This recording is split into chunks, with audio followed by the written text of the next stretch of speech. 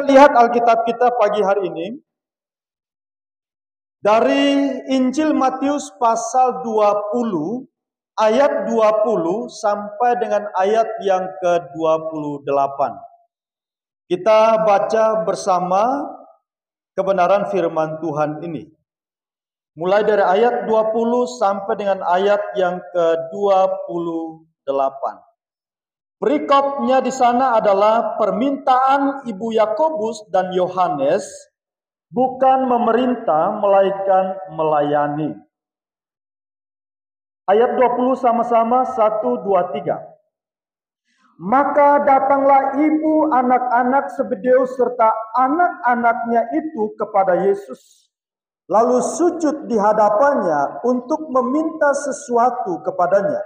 Kata Yesus, "Apa yang kau kehendaki?" Jawabnya, "Berilah perintah supaya kedua anakku ini boleh duduk kelak di dalam kerajaan, yang seorang di sebelah kananmu dan yang seorang lagi di sebelah kirimu." Tetapi Yesus menjawab katanya, "Kamu tidak tahu apa yang kamu minta. Dapatkah kamu meminum cawan yang harus kuminum?" Kata mereka kepadanya, "Kami dapat." Yesus berkata kepada mereka, "Cawanku memang akan kamu minum, tetapi hal duduk di sebelah kananku atau di sebelah kiriku, aku tidak berhak memberikannya. Itu akan diberikan kepada orang-orang bagi siapa Bapa-Ku telah menyediakannya." Mendengar itu, marahlah ke-10 murid yang lain kepada kedua saudara itu. Tetapi Yesus memanggil mereka lalu berkata, "Kamu tahu bahwa pemerintah-pemerintah bangsa-bangsa memerintah rakyatnya dengan tangan besi, dan pembesar-pembesar menjalankan kuasanya dengan keras atas mereka. Tidaklah demikian di antara kamu. Barang siapa ingin menjadi besar di antara kamu, hendaklah ia menjadi pelayanmu. Dan barang siapa ingin menjadi terkemuka di antara kamu, hendaklah ia menjadi hambamu. Sama seperti Anak Manusia datang bukan untuk dilayani, melainkan untuk melayani, dan untuk memberikan nyawanya menjadi tebusan bagi banyak orang." Puji Tuhan. Saya ingin kembali baca 3 ayat terakhir dari ayat 26 sampai 28, berkata demikian. "Tidaklah demikian di antara kamu. Barang siapa ingin menjadi besar di antara kamu, hendaklah ia menjadi pelayanmu. Dan barang siapa ingin menjadi terkemuka di antara kamu, hendaklah ia menjadi hambamu." 28, "Sama seperti Anak Manusia datang bukan untuk dilayani, melainkan untuk melayani, dan untuk memberikan nyawanya menjadi tebusan bagi banyak orang." Ya, puji Tuhan. Dari kebenaran yang kita temu nanti, permintaan ini bermakna politis, di mana ibu dari kedua saudara ini atau kedua murid ini berpikir bahwa Yesus akan membangun satu kerajaan di bumi. Dan Yesus akan menjadi seorang pemimpin yang berpengaruh. Yesus akan memiliki satu jabatan, kedudukan penting di bidang politik. Perhatikan bahwa Yesus mengatakan pada mereka tentang apa yang harus menjadi model untuk mereka ikuti. Yaitu dia berkata begini, "Sama seperti Anak Manusia datang bukan untuk dilayani, melainkan untuk melayani dan untuk memberikan nyawanya menjadi tebusan bagi banyak orang." Nah, luar biasa. Jadi ada istilah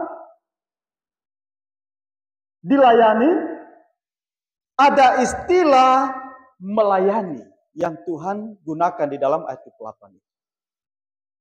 Dilayani adalah satu hal yang dilakukan oleh seorang budak, oleh seorang hamba untuk satu sosok yang memiliki jabatan yang lebih tinggi, kedudukan yang lebih tinggi, pangkat yang lebih tinggi. Tetapi melayani itu dilakukan oleh orang yang tidak punya jabatan sama sekali. Dan Tuhan Yesus katakan bahwa sama seperti anak manusia. Nah, perhatikan. Jadi anak manusia itu Tuhan sedang bicara tentang dirinya sendiri sebagai anak manusia yang rela meninggalkan segala kedudukan, segala jabatan, segala kemuliaannya, kemudian mau datang bukan untuk dilayani, melainkan untuk melayani. Jadi Tuhan Yesus katakan bahwa makna penting dari kalimat itu. Nah, sekarang kita melihat tentang bagaimana Tuhan Yesus mengajarkan hal itu.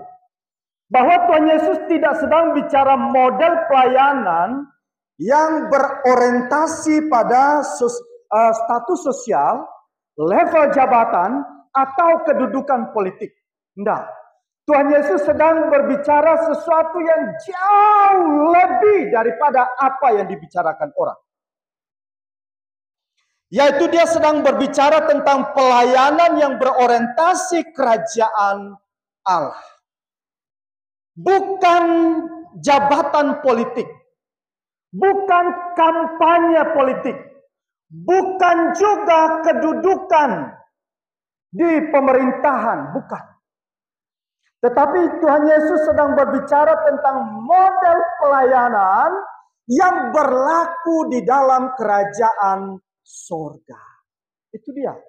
Makanya dalam kalimatnya dia berkata, barang siapa ingin menjadi terbesar, dan barang siapa ingin menjadi terkemuka, maka kita akan melihat model apa yang Tuhan ajarkan. Maka yang pertama adalah di ayat 26 dia berkata, tidaklah demikian di antara kamu. Barang siapa ingin menjadi besar di antara kamu, hendaklah ia menjadi pelayanmu. Yaitu yang pertama adalah melayani sesama tanpa pamrih. Melayani sesama tanpa syarat. Tanpa memberi syarat apapun. Itu maksud dari kata diakonos. Bahwa pelayanan kita, pelayanan saya, pelayanan Pak Martinus, pelayanan BPJ, pelayanan kita semua di dalam jemaat ini terhadap sesama kita satu dengan yang lain di dalam ruangan ini adalah pelayanan yang harus dilakukan tanpa syarat. Di dalam 1 Petrus pasal 4 ayat 10 jelas di sana dia uraikan tentang kata diakonos itu. Dikatakan di sana, layanilah seorang akan yang lain sesuai dengan karunia yang telah diperoleh tiap-tiap orang sebagai pengurus yang baik dari kasih karunia Allah. Bapak Ibu, percaya nggak di dalam diri kita masing-masing, Tuhan memfasilitasi kita dengan perlengkapan-perlengkapan rohani yang harus kita kembangkan untuk melakukan pelayanan itu. Ataukah di antara kita berkata bahwa oh saya tidak punya perlengkapan rohani itu. Saya tidak punya karunia itu. Saya tidak punya hal-hal seperti itu. Jadi tolonglah Dek ya, tolong. Tolong cari yang lain. Tolong suruh yang lain. Tolong kasih tahu yang lain yang mungkin yang lebih mampu daripada saya. Nah, saya mau katakan bahwa kalau sampai kita tidak menemukan satu saja perlengkapan rohani yang ada di dalam diri kita, waduh, betapa sia-sianya kita menjadi orang Kristen. Betapa sia-sianya kita menjadi orang percaya. Kenapa? Karena Alkitab katakan dengan jelas di sana bahwa layanilah seorang akan yang lain sesuai dengan karunia yang telah diperoleh tiap-tiap orang. Amin. Kita semua dari sini pasti punya karunia itu. Percaya atau tidak percaya? Benar atau tidak benar? Nah, tapi pertanyaannya adalah bagaimana caranya kita menemukan karunia itu yang harus kita kembangkan untuk pelayanan terhadap sesama kita. Rasul Paulus di dalam Roma pasal 12 ayat 6 sampai dengan 8 dia berbicara tentang 4 karunia itu. Yang pertama dia katakan bahwa kalau ada yang punya karunia untuk bernubuat, bernubuatlah dengan penuh iman. Ya kan? Ini biasanya karunia nabi. Kemudian kalau ada yang punya karunia untuk melayani, kata melayani sama juga dia pakai kata diakonos. Layanilah seorang akan yang lain dengan segenap hatimu. Yang melayani ini kan banyak hal, dalam banyak bidang. Misalkan kita melayani di sini sebagai WL, melayani sebagai singer, melayani sebagai pemain musik, kemudian melayani orang-orang yang lemah, melayani orang-orang yang sakit, melayani orang-orang yang membutuhkan topangan kita. Melayani itu banyak sekali bidangnya. Sehingga tinggal kita mau pilih bidang mana yang bisa kita kembangkan di dalam diri kita masing-masing. Saya sangat yakin bahwa kalau kita semua yang ada di dalam ruangan ini menemukan hal itu di dalam kehidupan kita, karunia rohani itu dalam hidup kita, maka betapa majunya pelayanan Tuhan. Amin. Makanya sekarang saya mulai selektif untuk menempatkan siapa saja yang boleh melayani di dalam pelayanan. Bahwa ada orang yang nyanyinya bagus, tetapi dia tidak bisa memimpin orang untuk bernyanyi. Ada orang yang tidak bisa menyanyi, tetapi ketika dia berdoa, dia dapat membuat orang dibangkitkan semangatnya di dalam berdoa. Nah, jadi sebagai gembala, saya harus betul-betul mengamati orang ini cocok ditempatkan di bidang apa. Kan gitu. Apakah dia harus melayani sebagai WL? Apakah dia harus melayani di singer? Ataukah dia harus di musik? Atau dia harus sebagai pendoa syafaat? Atau dia melayani di bidang media? Atau dia melayani di bidang kesekretariatan? Ya kan? Jadi tidak semua orang harus maju jadi pemimpin pujian. Kalau kita semua maju jadi pemimpin pujian, saya yakin bahwa akan kacau pelayanan itu. Betul enggak? Kalau kita semua maju jadi pendoa syafaat juga, akan kacau pelayanan itu. Kalau semua maju jadi pemain musik juga, touch keyboardnya itu hancur semuanya. Jadi tidak semua orang bisa menguasai satu bidang, tetapi semua orang punya bidang masing-masing di dalam pelayanan itu. Lalu ada juga yang punya karunia mengajar. Dia bisa menjelaskan firman kepada orang lain meskipun dia tidak sekolah teologi.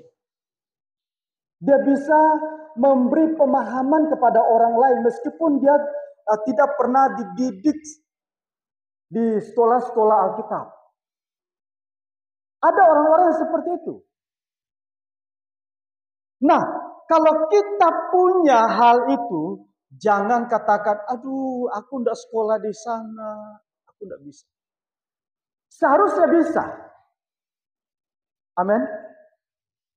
Saya ingat bahwa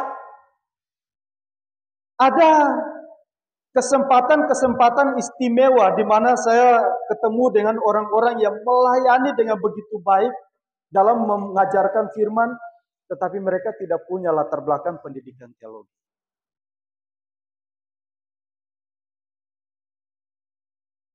Tetapi ada juga yang memaksakan diri untuk mengajar, tetapi tidak punya karunia sebenarnya di situ. Nah, ini yang harus selektif dalam kita melihat pelayanan-pelayanan yang seperti itu.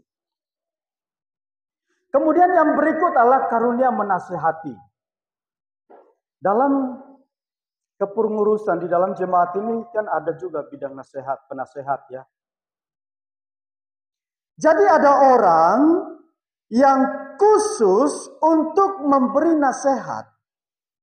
Dan kalau orang itu memberi nasihat, orang yang dia nasihati itu tidak merasa dijatuhkan, direndahkan, tidak dianggap. Tetapi justru ketika orang itu memberi nasihat, orang yang dinasehati itu merasa dia diangkat oleh si penasehat. Dia diperbaiki oleh si penasehat ini. Nah, ada banyak orang menjadi penasehat tetapi tidak punya karunia untuk menasehati. Biasanya yang begitu akan cenderung membuat orang yang dinasehati itu semakin menjauhkan diri dari pelayanan.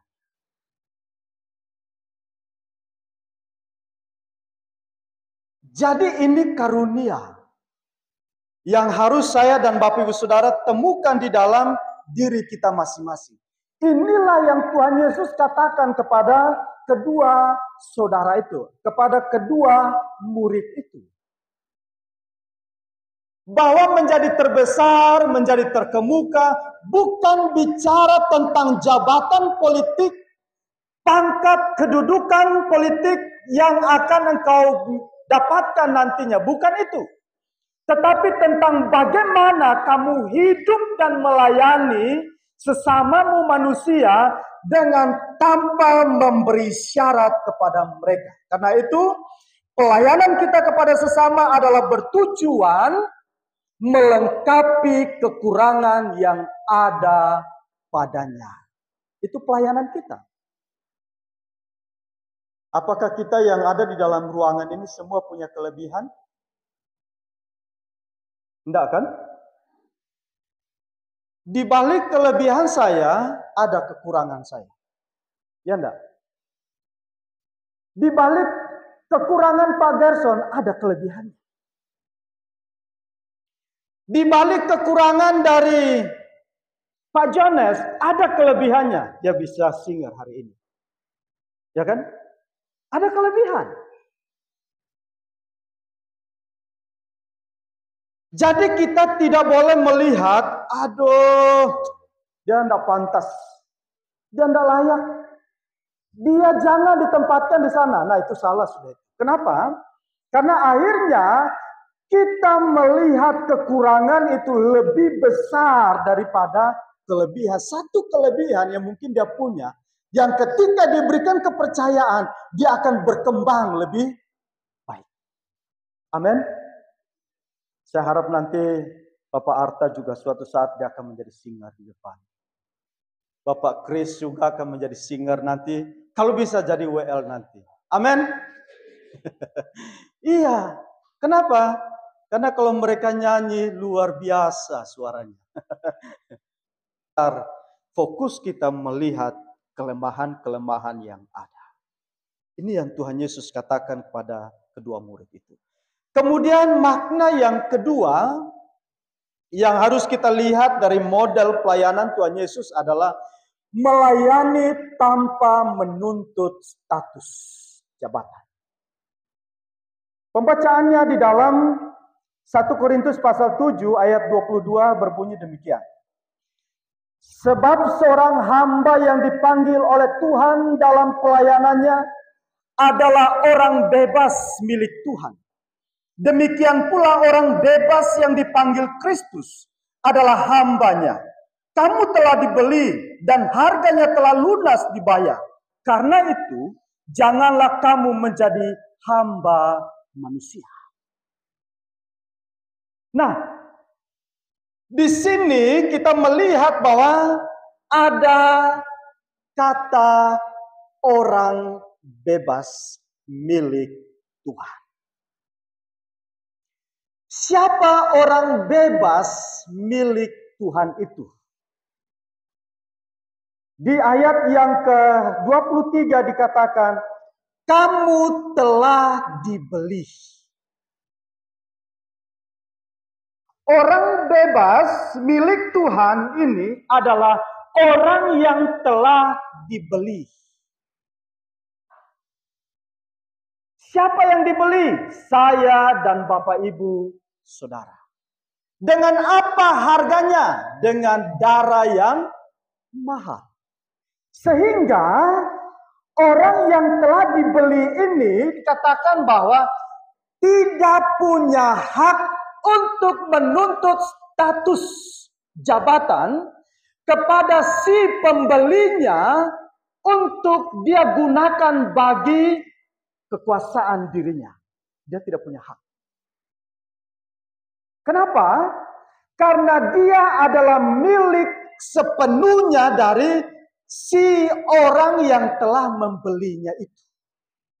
Nah, kalau begitu, pengertian kita dibawa lebih jauh tentang kenapa kita harus melayani.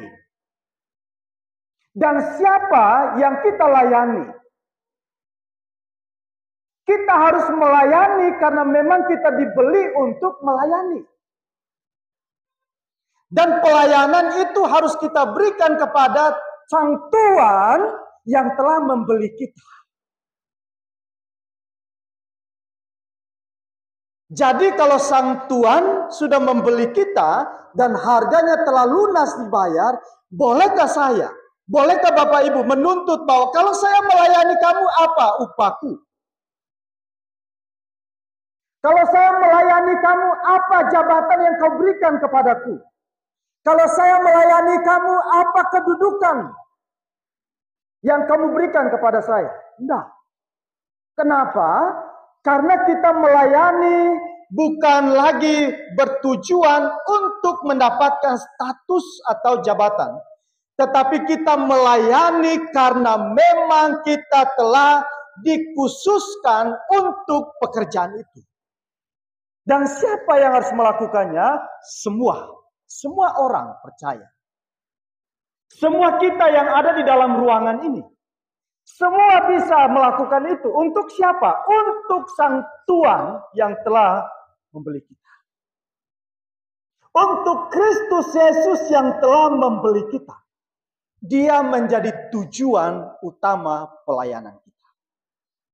Makanya kita tidak punya hak untuk menuntut status dan jabatan. Tujuan saya dalam pelayanan adalah melakukan apa yang Tuhan percayakan untuk saya lakukan itu. Urusan dikasih jabatan, tidak dikasih jabatan, itu bukan tujuan saya. Ya kan gitu. Kenapa? Karena ketika pelayanan berorientasi untuk mengejar jabatan, biasanya akan mengalihkan fokus kita untuk melakukan apa yang terbaik yang sebenarnya yang Tuhan tuntut dari kehidupan kita. Iya enggak? Iya. Sehingga orang berusaha dengan sedemikian rupa baik, sedemikian rupa untuk mendapatkan perhatian orang lain. Dan dia tidak memperhatikan esensi dari pelayanannya. Dia tidak lagi memfokuskan apa yang sebenarnya yang Tuhan ingin untuk dia kerjakan bagi kemuliaannya.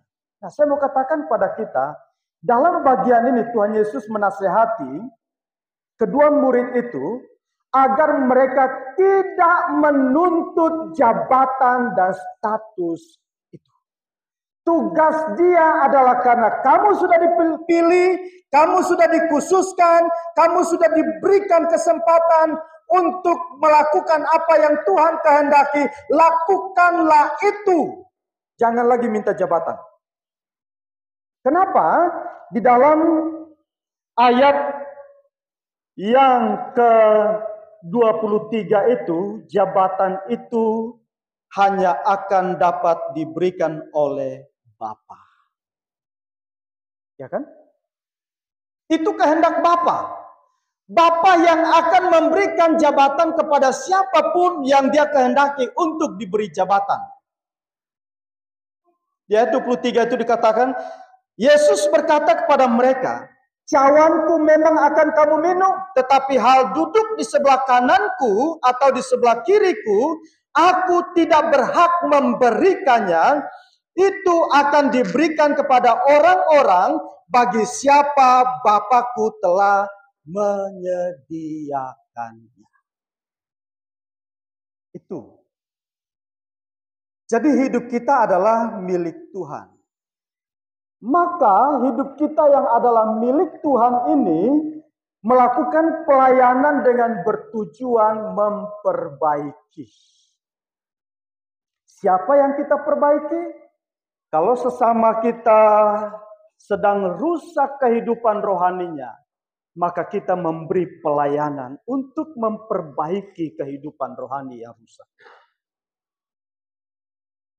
Kalau sesama kita sedang jatuh bangun di dalam menjalani kehidupan rohaninya, maka tujuan kita adalah untuk membangunkan dia kembali. Amin. Bukan menginjaknya lagi. Kan banyak begitu kan. Ketika sesamanya jatuh, nah rasain loh. Kan sudah saya bilang. Nah, bukan itu tujuan pelayanan kita. Tapi tujuan pelayanan kita adalah membangunkan kembali mereka yang terjatuh. Kemudian tujuan pelayanan kita yang ketiga adalah bertujuan melengkapi. Nah, sudah saya katakan di awal tadi bahwa kita semua ada di sini untuk saling melengkapi satu dengan yang lain. Di mana kekurangan saya? Dilengkapi oleh Bapak Ibu Saudara. Di mana kekurangan Bapak Ibu Saudara? Dilengkapi oleh saya. Di mana kekurangan Pak Martinus? Dilengkapi oleh saya. Di mana kekurangan saya? Dilengkapi oleh Pak Martinus.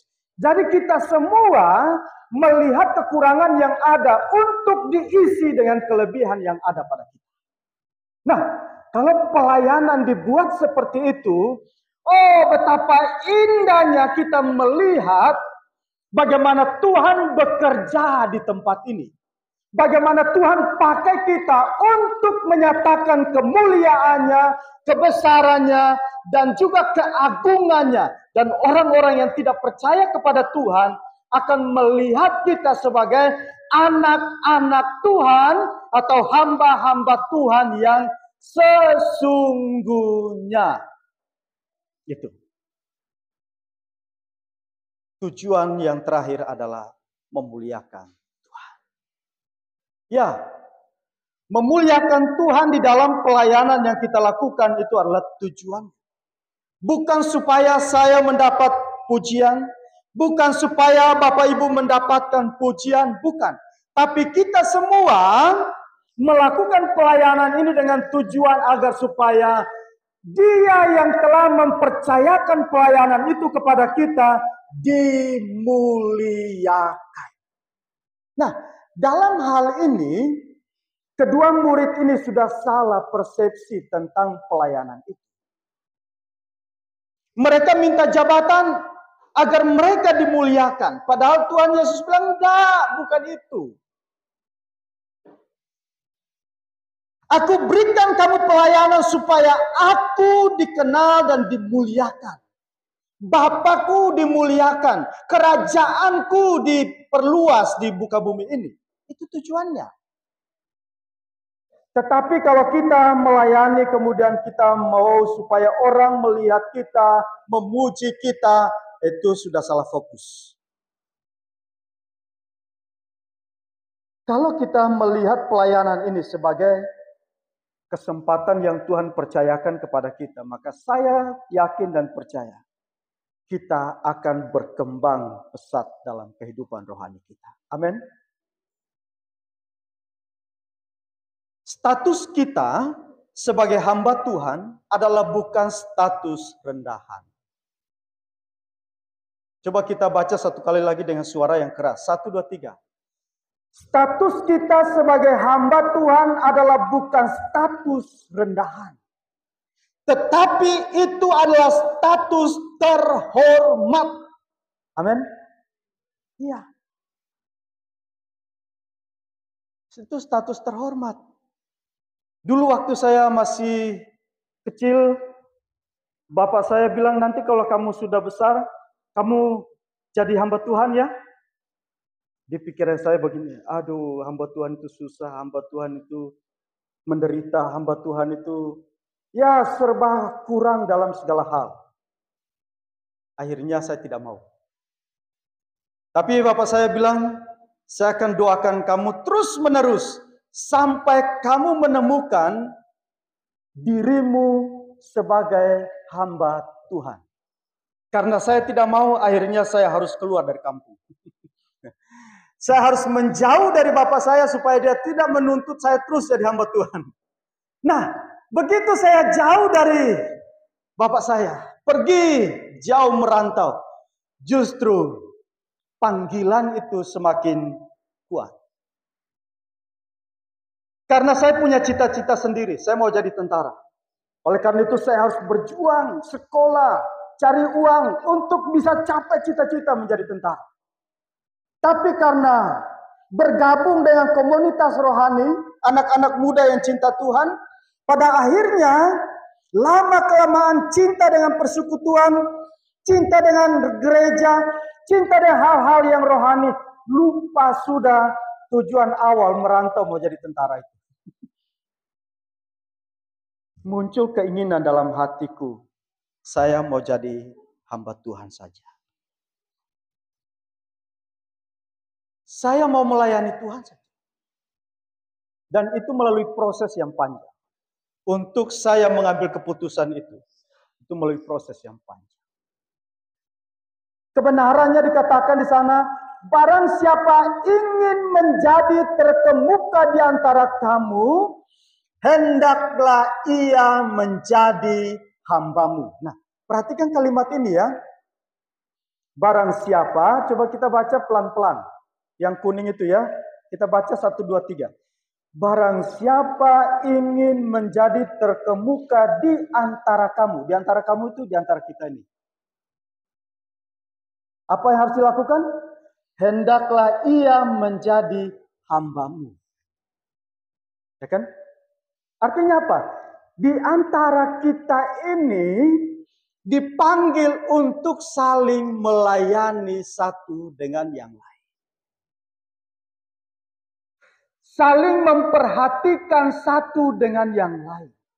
Saling memperdulikan satu dengan yang lain. Saling melengkapi kekurangan satu dengan yang lain. Saling mendorong satu dengan yang lain untuk sama-sama maju. Tidak maju sendiri. Itu yang Tuhan Yesus katakan, sama seperti anak manusia datang bukan untuk dilayani, melainkan untuk melayani.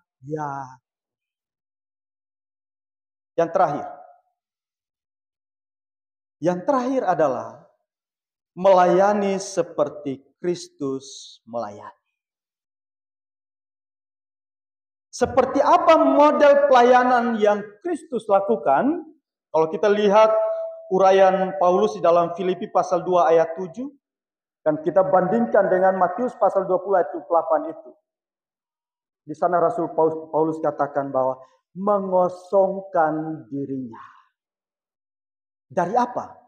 Dari kemuliaan, dari jabatan, dari kepentingan, dari segala fasilitas sorga.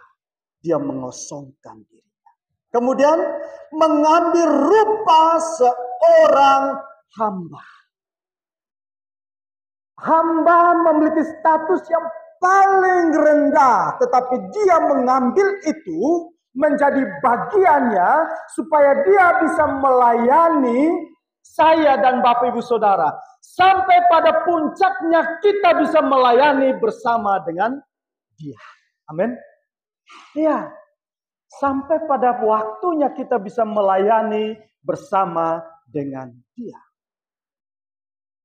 Di dalam pelayanan juga tidak ada hal yang enak di dalam pelayanan. Makanya yang ketiga, rela menderita bagi orang lain. Adakah hal yang enak di dalam pelayanan itu? Tidak ada. Kenapa?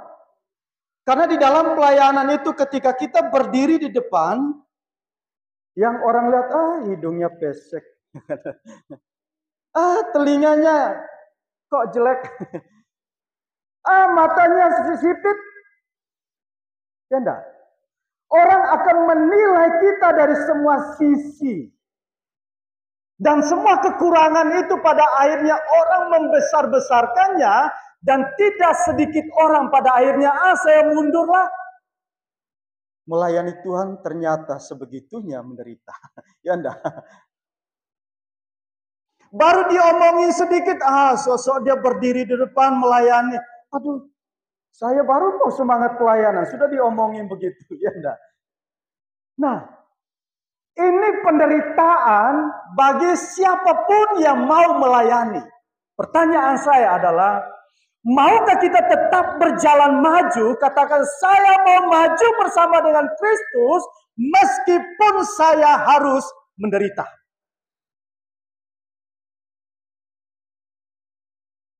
Saya mau mengorbankan segalanya untuk Kristus meskipun saya harus mempertaruhkan perasaan saya.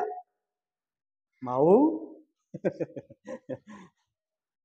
Mau atau tidak?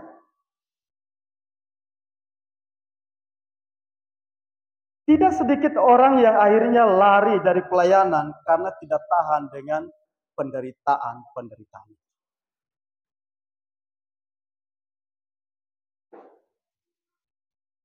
Baru dibicarakan sedikit, semangatnya sudah.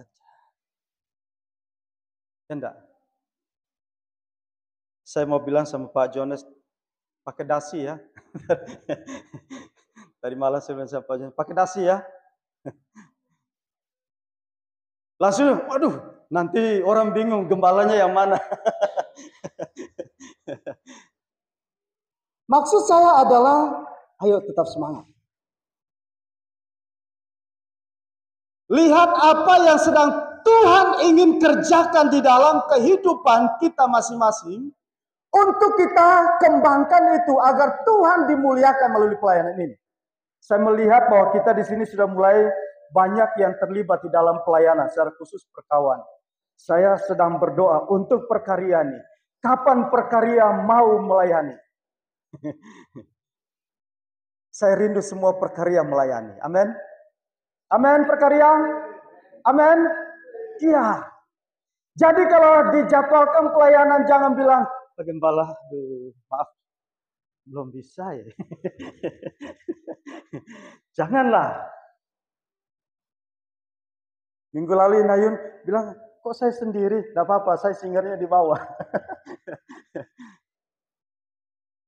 Jangan merasa tidak mampu. Ayo semua kita harus melayani Tuhan. Karena kita dipanggil untuk tujuan itu. Amin. Akhirnya saya mau katakan kepada kita bahwa pelayanan Kristus harus menjadi model bagi pelayanan kita. Kenapa? Karena pelayanan Kristus akan membawa orang kepada kehidupan yang lebih layak. Pelayanan Kristus akan membuka pengertian orang bahwa melayani adalah jabatan terhormat yang harus dilakukan untuk kemuliaan Tuhan. Pelayanan Kristus adalah pelayanan yang berfokus pada keselamatan kekal di dalam kerajaan surga. Itu pelayanan Kristus. Dan itu menjadi model pelayanan kita. Kita tidak punya hak menuntut apapun, jabatan, kedudukan, apapun untuk kita peroleh dari Tuhan karena kita melayani. Jadi kita dipanggil untuk melayani. seperti Kristus telah melayani sampai akhir kehidupannya di dunia ini. Demikian juga pelayanan kita. Harus kita lakukan sampai akhir kehidupan kita di dunia ini. Mari kita berdoa.